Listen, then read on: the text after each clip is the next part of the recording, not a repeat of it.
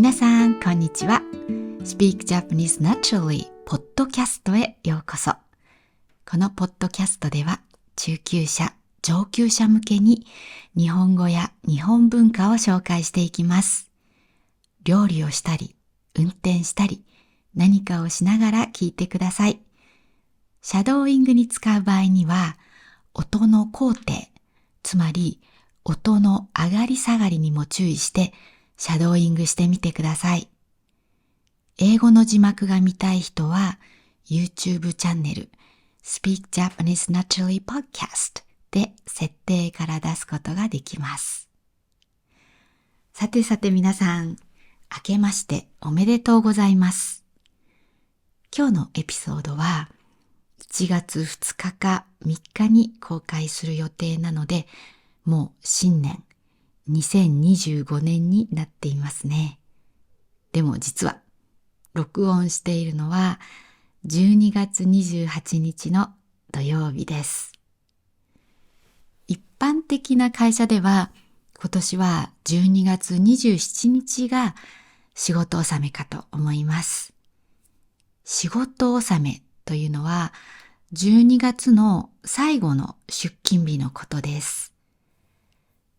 土日が休みの普通の会社なら、昨日27日が仕事納めでした。でも、私はいろいろ終わっていないことがあるので、明日仕事納めにしようかなって思っています。でも結局編集とかをお正月にしている可能性があります。一人で仕事をしていると、そういうことって結構ありますよね。で、さっき言った明けましておめでとうございますは、新年初めて会う人にする挨拶です。明けるというのは、年が明ける、つまり新年になるという意味です。なので、新年になっておめでたいですねという挨拶ですね。で、明けましておめでとうございますに続けて、今年もよろしくお願いしますと言います。タメ口を使う間柄の人には、明けましておめでとう、今年もよろしくねって言います。さらにカジュアルなものだと、明けおめっていうのがあります。明けましての明けとおめでとうのおめの部分をつなげたものですね。で、ただ若い人は使うかもしれないですが、私の年齢だとあまり言わないです。ふざけて言うことはありますが、あんまり言わないですね。で、だいたい1月15日ぐらいまではそういう新年の挨拶をします。これはもう短い間しか使えない挨拶です。なので皆さん、機会があったらぜひ使ってみてください。はい。では今日のテーマに入りましょう。今日のテーマは新年の抱負です。新年の抱負って聞いたことありますか？新年の抱負っていうのは新しい年、つまり今年は2025年ですね、に何をしたいか、どうなりたいかっていう目標のことです。抱負の漢字は抱えるとか抱くという字に背負う、つまり背中に乗せるという意味の負うと書きます。この負うは負けるっていう漢字です。ただ、抱負で使うときは負けるという意味ではなくて背負うという意味です。つまり新年に抱く、抱く、そして背負うような、そういう大きい目標が抱負です。日本では新年の抱負を考える人が多いと思います。新しい年を新しい気持ちで頑張るために新年の抱負を考えます。私が今までにいろんな人と話してきて、今までに聞いた新年の抱負をちょっと紹介しますね。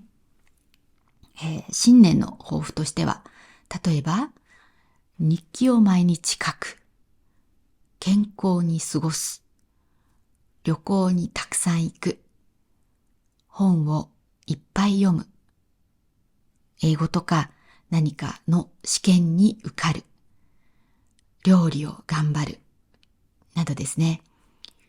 あと、1日1万歩歩くも新年の抱負で結構聞く気がします。日本には万歩計という商品があります。これは歩数計のことですが、商品の名前に1万歩である万歩が入ってるんです。つまり、なんとなく1万歩っていうのが一つの目安になってるんです。目安っていうのは基準みたいなものですね。ただ調べてみたら1万歩っていうのは距離は6、7キロ。時間は1時間40分くらいだそうです。結構な距離と時間ですよね。なので、挫折したという話もよく聞きます。挫折するっていうのは途中でもう無理ってなってやめることです。こんな感じの新年の抱負がよくありますが、私も毎年一応考えています。去年の私の新年の抱負は動画にもしたんですが、3つありました。1つはサブスクサイトと YouTube。これは本チャンネルの YouTube のことです。これを大きくすること。もう1つは韓国語を話せるようになること。そして最後は感謝して生きるということでした。1つ目のサブスクサイトと YouTube チャンネルを大きくすること。これは達成できました。さっき私、本チャンって言ったんですけど、これは本チャンネルのことで、メインチャンネルのことです。で、メインじゃなくて新しく作ったチャンネルを、サブチャンネル、サブチャンって言います。はい。で、戻ると、YouTube は、本チャンの YouTube は13万人増えました。登録してくれている皆さんのおかげです。本当にありがとうございます。サブスクコースの方も、会員さんが増えました。だんだん盛り上がってきていて嬉しいです。サブスクサイトは発音を良くしたい方のためのコースで、そこで Pronunciation Challenge というのを毎月やるようにしました。よく使うけど言いにくい言葉ってたくさんあるじゃないですか。例えば、もう12月だなんて信じられないですっていうのが12月の文の一部だったんですけど、そういう文を用意して、それを会員さんに録音してアップロードしてもらって、それに対して私が動画でフィードバックするというものです。これが結構評判がいいです。ご興味ある人は後で、speakjapanesenaturally.com で検索してみてください。リンクも貼っておきますね。2つ目の新年の抱負は、韓国語を話せるようになることでした。これはね、ちょっと微妙です。1年前にオンラインレッスンを週に1回受け始めた時に比べたら話せるようになっていると思うんです。でも自分では話せるようになった気が全然しないんですね。言いたいことが言えないからです。言いたいことが全部言えれば、それは明らかに話せるってことですよね。でもそれってかなりレベルが高いですよね。で、私はもう何十年も英語の勉強をしているけど、言いたいことが未だに全部言えないんです。ただ、困らない程度に言いたいことが言えるので、私は自分は英語は話せると思っています。でも、そのレベルに韓国語を持っていくのはすごく難しいなとも思っています。なので、目標の立て方が曖昧だったなと思います。曖昧っていうのははっきりしないっていう意味です。何をもって話せるようになるというのかというのがちょっとね、曖昧だったなと思います。はい。で、3つ目の感謝して生きる。これはできたと思います。iPhone のアラームで6時45分に起きているんですけど、そのアラームのタイトルに感謝していることを3つ言うって書いてあります。なんで、起きてすぐに感謝していることを3つ言って、それから起きるようにしています。感謝するって心の健康にいいですね。いいことを見つけようとするので、自分がいかに恵まれているかってことに目が行くんですよね。悪いことって考え出すとキリがないじゃないですか。でも案外いいことには目がいかなかったりするんですよね。でもこのアラームのおかげで朝感謝の気持ちで一日を始められるので、これはすごく良かったです。これはずっと続けたいと思います。はい。では、反省が終わったので、2025年の、私の抱負、新年の抱負をここで言わせてください。今年も3つです。1つ目は、サブスクサイトをより良いものにするです。今は発音とリズムとピッチアクセントとイントネーションについての説明の動画は英語で説明している動画しかないんですね。それだと英語がわからない人には使えないコンテンツになっています。でも中級以上の方は日本語のそういう音声についてのことを理解することができると思うんです。逆に日本語で理解する方がいいと思うんです。なのでそういう方向けのコンテンツを作ってサブスクサイトをより充実させていきたいと思っています。で、2つ目は、ポッドキャストのチャンネル、ポッドキャストを軌道に乗せることです。軌道に乗せるというのは、物事が計画した通り順調にいくようにするということです。軌道に乗せるってよく衛星をね、そのロケットみたいのに衛星を打つ。そして、その軌道に乗せるっていうのは、その決まったルートでこうぐるぐる回るようにするという意味なんですけど、その軌道に乗せるっていうのをこういうふうに、使います。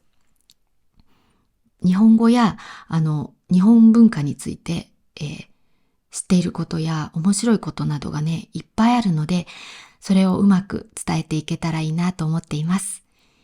週に1回アップロードして皆さんのイマージョンに使ってもらえたらいいなと思います。3つ目は子供とたくさん話すです。特に下の息子とたくさん話したいです。最近上の息子とはよく話すようになりました。息子には彼女ができてそのことを話したいみたいで結構楽しく話しています。でも、ふと気づいたら、下の息子、今、中2、つまり中学2年生なんですけど、下の息子とはあまり話してなかったんですね。いつもサッカーの送迎をしてるんですけど、送迎っていうのは送ってお迎えすることです。息子がゲームをして、私は韓国語とか英語のポッドキャストを聞いていたりするんです。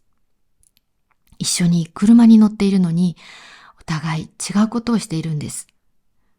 ちょっと寂しい状態ですよね。これじゃいかんなと思って、最近いろいろ話しかけるようにしています。話しかけるっていうことは、あなたに興味があるよっていうメッセージを伝えていることになるんです。伝えていることになると思うんです。ただね、息子もゲームもしたいだろうし、あまりしつこく話しかけても邪魔かなと思って、私は自分の聞きたいものを聞いていたんですけど、コミュニケーションを取るという努力を怠っていたなと思いました。怠るというのは、怠けるという漢字を使うんですが、やるべきことをやらないことです。なので、コミュニケーションを取ることを怠らないで、いい関係を息子と築いていきたいと思います。はい。私の新年の抱負は、こんな感じですね。皆さんは新年の抱負って毎年考えていますか？皆さんの今年の抱負は何でしょうか？ぜひコメントで教えてください。抱負とか目標って、口に出すことが大事だと思います。何もしないと忘れちゃうじゃないですか。でも、口に出したり書いたりして、そして人に言ってオープンにすることで、自分でやらなきゃっていう気持ちになりますよね。それが大事だなって思います。新年の抱負を紙に書いて、いつも見るところに貼っておくというのもいいかもしれませんね。なので、じゃあ今年も一緒に頑張りましょう。いい年にしていきましょうね。はい、では今日のエピソードはここまでです。また次のエピソードでお会いしましょう。またね。